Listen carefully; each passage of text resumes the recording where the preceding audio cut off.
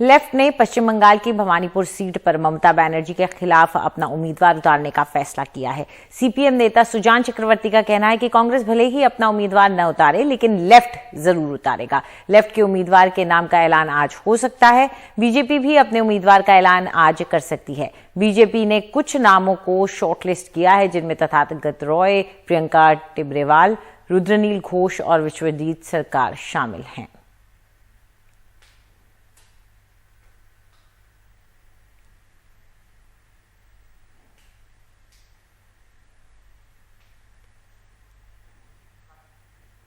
इधर पश्चिम बंगाल की मुख्यमंत्री ममता बनर्जी आज भवानीपुर विधानसभा उपचुनाव के लिए अपने अभियान की शुरुआत करेंगी। भवानीपुर में 30 सितंबर को उपचुनाव होने हैं। ममता बनर्जी आज दक्षिणी कोलकाता में टीएमसी कार्यकर्ताओं को संबोधित करेंगी। इधर कांग्रेस ने भवानीपुर से ममता बनर्जी के खिलाफ उम्मीदवार नहीं उतारने का फैसला किया है। कांग्रेस नेता अधीर रंजन चौधरी का कहना है, ये फैसला पार्टी आला कमान की ओर से लिया गया है।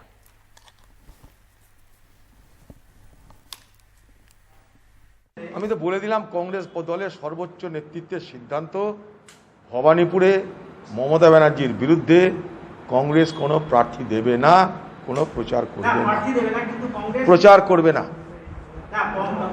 প্রচার করবে না মমতা ব্যানার্জির বিরুদ্ধে ভবানীপুরে। প্রচার করবে না মমতা ব্যানার্জির বিরুদ্ধে, সমর্থন অসমর্থন জানা মমতা ব্যানার্জির বিরুদ্ধে আমরা প্রচার করবো না। দেখবো ওগুলো, ওটা লোকালি হবে, কিছু হবে।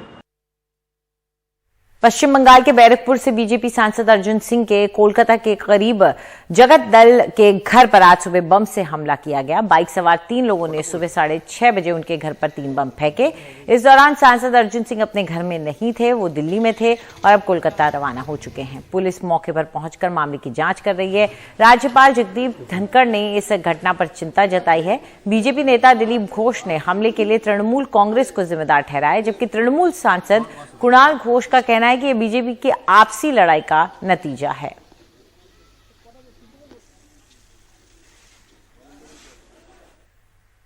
किसानों के साथ कृषि कानूनों पर गतिरोध के बीच सरकार ने अगले साल यानी कि 2022-23 रबी के समर्थन मूल्य बढ़ाने का फैसला किया है। गेहूं के प्रति क्विंटल के दाम 1975 रुपए से बढ़ाकर 2015 रुपए कर दिए गए, यानी 40 रुपए की बढ़त इसमें की गई है। जौ और चने के दामों में 35 और 130 रुपए की बढ़त की गई है, जबकि मसूर दाल और दूसरी कुछ और भी फसलों में बढ़त की गई है। इस पर ज्यादा जानकारी के लिए सीधा रुख करते हैं हमारे सहयोगी हिमांशु शेखर मिश्रा का। हिमांशु, कौन से ऐसे अनाज हैं, कौन सी फसलें हैं जिन पर ज्यादा फोकस रखा गया है और क्यों बढ़ाई गई है ये एमएसपी? देखिए, रबी मार्केटिंग सीजन के लिए हर साल सरकार रेट्स तय करती है। जो न्यूनतम समर्थन मूल्य है, यानी जिस रेट पर किसानों से अनाज, अलग अलग अनाज जो है, फसलें हैं, वो खरीदी जाती हैं। और ये तय किया गया है कि मौजूदा परिस्थिति में सबसे ज्यादा जरूरी है कि दाल, दलहन और तिलहन जैसी जो फसलें हैं उनको ज्यादा प्रोत्साहन दिया जाए। और इसलिए अगर आप रेट्स को देखें तो सबसे ज्यादा बढ़ोतरी को जो मंजूरी कैबिनेट ने दी है वो मसूर दाल में दी है, करीब 400 रुपए प्रति क्विंटल। अब तक 5100 रुपए प्रति क्विंटल रेट था, इसको बढ़ाकर 5500 रुपए प्रति क्विंटल किया गया है। साथ ही मस्टर्ड यानी सरसों तेल पर भी 4650 रुपए से बढ़ाकर 5050 रुपए प्रति क्विंटल किया गया, यानी 400 रुपए की बढ़ोतरी। सबसे ज्यादा जो फोकस है सरकार का वो दलहन और तिलहन की फसलों पर है। और इसकी एक बड़ी वजह यह है कि ये दोनों ऐसी फसलें हैं जिसके डिमांड सप्लाई को लेकर हमेशा से एक बाजार में मिसमैच दिखाई दिया है। शॉर्टेज की बात सामने आई, आपको याद होगा बहुत सारे खाद्य तेल जो हैं, खाने पीने के तेल, उनकी कीमतें अक्सर कई महीनों में काफी ज्यादा बढ़ जाती है। एक समय दाल की भी काफी ज्यादा शॉर्टेज थी और भारत को आयात भी करना पड़ा था कुछ साल पहले। और इसलिए पिछले कुछ साल से जो एक ट्रेंड रहा है कि दलहन और तिलहन की फसलों को ज्यादा प्रोत्साहन देना जरूरी है, उसी के तहत सबसे ज्यादा जो बढ़ोतरी है न्यूनतम समर्थन मूल्य में वो मसूर और मस्टर्ड में किया गया है। साथ ही जो पल्सेस और ऑयल सीड्स के अलावा जो ग्राम है उसमें करीब 130 रुपए की बढ़ोतरी है। गेहूं में कम है लेकिन 40 रुपए की बढ़ोतरी की गई है। जी, पूरी जानकारी के लिए हिमांशु। बढ़ते हैं दूसरी खबर की तरफ। लोक जनशक्ति पार्टी नेता चिराग पासवान ने आज बिहार विधानसभा में विपक्ष के नेता तेजस्वी यादव से मुलाकात की। चिराग ने तेजस्वी को अपने पिता की पहली बरसी में शामिल होने का न्योता दिया है। इस मौके पर चिराग ने कहा कि उनका तेजस्वी के परिवार से लंबा रिश्ता रहा है।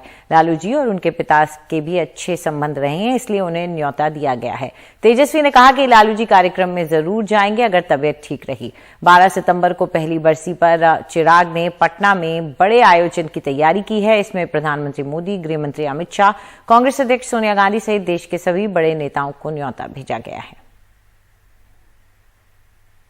लालू जी से मेरे नेता, मेरे पिताजी के संबंध बहुत ही खूबसूरत, एक साथी के तौर पर, एक सहयोगी के तौर पर, समकक्ष काम करने वाले सहयोगी के तौर पर एक लंबे समय से पारिवारिक संबंध रहे हैं। इस नाते मुझे लगता है मेरे नेता अगर आज जीवित होते तो कोई भी ऐसा आयोजन होता तो ज़रूर चाहते कि आदरणीय लालू जी, उनके परिवार के लोग उसमें ज़रूर सम्मिलित हों। उन्हीं का अंश हूँ, इसीलिए मैं भी उस परंपरा को निभाना चाहता हूँ। और आज तेजस्वी भाई से मुलाकात का कारण भी यही रहा कि मैं आया हूं इनको आमंत्रित करने के लिए कि 12 तारीख को जो बरखी का कार्यक्रम रखा गया है उसमें ये आए।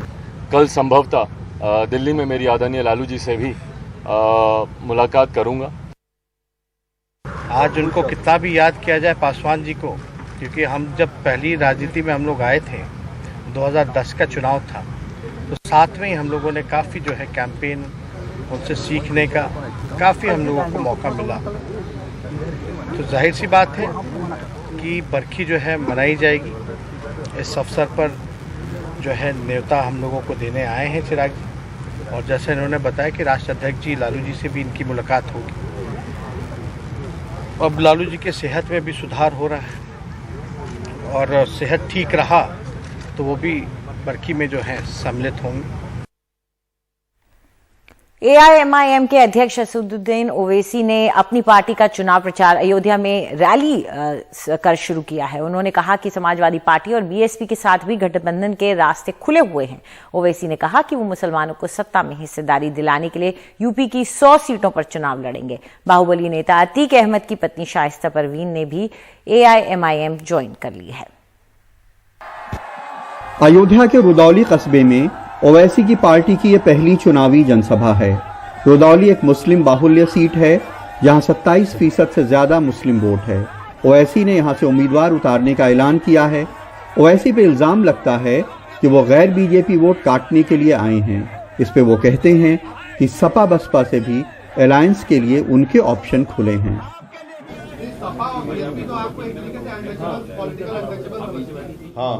क्यों ऐसा क्यों समझती सपा बसपा आपसे, तक क्यों डरती है यहाँ पे? अब लड़का की दुश्मनी में तो करते हैं ना पूरे मजनू। तो इनको लगता है कि सपा को या जो भी बीएसपी अगर एक ऐसा हमको अनटचेबल बनाना चाहती है तो हमको कोई एतराज नहीं है। आपकी जय जयकार करते रहे, आपको मुख्यमंत्री बनाए, आपको वोट दे, और आप हिस्सेदारी की जब बात होती है तो बात ही नहीं करते आप। ओवैसी ने आज लखनऊ में प्रयागराज के बाहुबली नेता अतीक अहमद की पत्नी शाइस्ता परवीन को एआईएमआईएम की सदस्यता दिलाई। अतीक इस वक्त अहमदाबाद जेल में हैं। अतीक इलाहाबाद पश्चिम सीट से 5 बार विधायक रहे हैं। योगी सरकार ने अतीक और उसके साथियों की 325 करोड़ की जायदाद या तो जब्त कर ली है या गिरा दी है। उसके 60 साथियों के असलहों के लाइसेंस रद्द हो गए हैं। उन पर 21 मुकदमे किए गए हैं। उनमें से 9 लोग जेल भेजे गए हैं। बाहुबली नेता की पत्नी को टिकट देने पे ओवैसी का अपना जवाब है। उत्तर प्रदेश में 37% जो बीजेपी के एमएलएज हैं उनके खिलाफ क्रिमिनल चार्जेस हैं। बीजेपी में जो 116 एमपी हैं उनके खिलाफ क्रिमिनल चार्जेस हैं। 87% बीजेपी एमपीज के खिलाफ सीरियस क्रिमिनल चार्जेस हैं 116 में से। तो इससे एक बात और इससे बात साफ जाहिर हो गई कि जिस किसी पॉलिटिशियन का नाम प्रज्ञा होगा, अजय होगा, कुलदीप होगा, संगीत होगा, सुरेश होगा, कपिल होगा, वो लोकप्रिय नेता होगा। और जिसका नाम अतीक होगा, जिसका नाम शहाब होगा, जिसका नाम मुख्तार होगा, वो बाहुबली हो जाएगा। ओवैसी के रुदौली कस्बे में होने वाली पहली चुनावी सभा के पोस्टर्स में जिले का नाम अयोध्या के बजाय फैजाबाद लिख दिया गया था। इसे लेकर भी मीडिया में खबरें चलती रहीं और विवाद होता रहा। ओवैसी ने इसके ऊपर भी चुटकी ली। हम जब यहाँ पर आ रहे थे तो 2 दिन से हमारे माशाल्लाह मीडिया के बड़े बड़े लोग बोलना शुरू कर दिए कि ओवैसी अयोध्या को नहीं जा रहे, ओवैसी अयोध्या का नाम नहीं लेते हैं। मैंने कहा भाई साहब, अयोध्या भी भारत में है, फैजाबाद भी भारत में है और ओवैसी भी भारत में है। सियासत के जानकार कहते हैं पारंपरिक रूप से मुसलमान बीजेपी के खिलाफ किसी मजबूत पार्टी को वोट देना पसंद करते हैं। अब ये देखना होगा कि ओवैसी की पार्टी उनकी कसौटी पे कितना खरा उतरती है। लखनऊ में कैमरामैन राजेश गुप्ता के साथ कमाल खान, एनडीटीवी इंडिया।